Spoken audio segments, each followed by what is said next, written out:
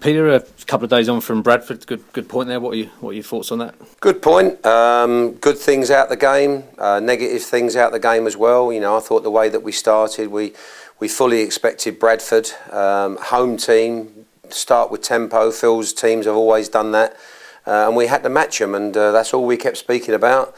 But we didn't, and so they had a much better start than us.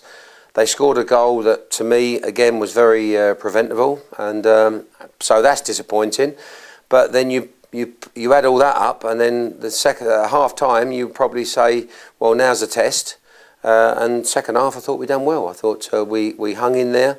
They, of course, had more chances than us, but I still thought we had a goal threat in us. And Bayo coming on and linking well with Cody for the goal got us back in the game.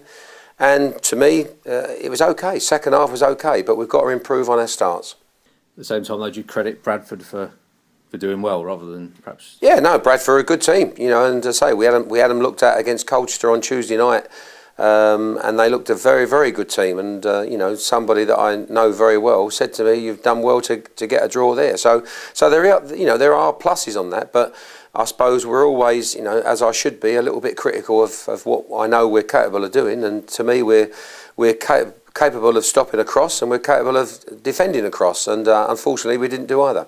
The winger was good for them, wasn't he? Reach.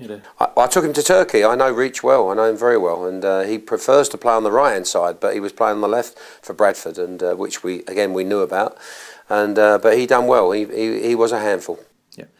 The changes, you feel it was the changes that ultimately made the difference at half time? Well, I think they might have got a bit nervous when they saw Bayo, you know, and all of a sudden that might have changed a few things. And so I think we got slightly better balls into Bayo. I didn't think Joe had great service to show what he was capable of doing.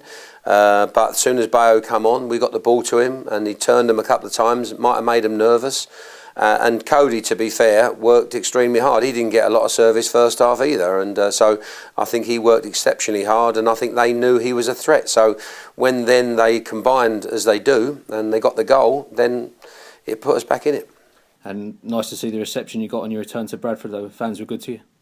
Very good, very, very good, and much appreciated. And you know, there's a lot of talk that, you know, I got the sack from there and all that, which was not true. That was an agreement between the two chairmen and myself. We knew what the plans they had, you know, for the following season.